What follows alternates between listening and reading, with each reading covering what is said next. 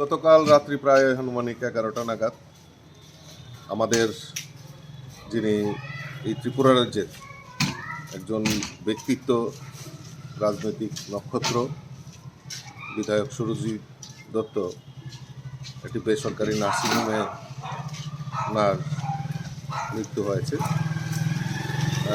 ওনার এই যে কাজ উনি করে গেছেন, আমি মনে করি সাবরামনগরের বাসীর এবং এই ত্রিপুরা রাজ্যেরও একটা অপূরণীয় ক্ষতি রাজনৈতিক মহলে হয়েছে।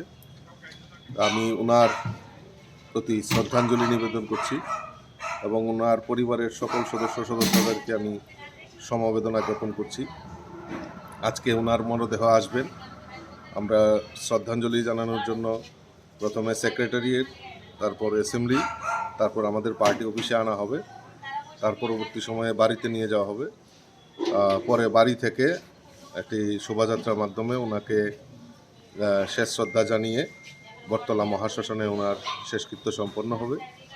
আমাদের এই রাজনৈতিক জীবনে একটা অপূরণীয় ক্ষতি হয়েছে।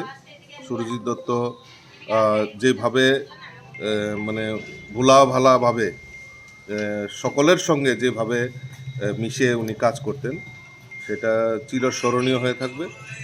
তো এই অপূরণীয় ক্ষতি আমাদেরকে মর্মাহত করেছে। আমি আবারও ওনাকে শ্রদ্ধাঞ্জলি নিবেদন করছি, অর্পণ করছি এবং ওনার পরিবারের প্রতি আমি সমবেদনা জ্ঞাপন করছি।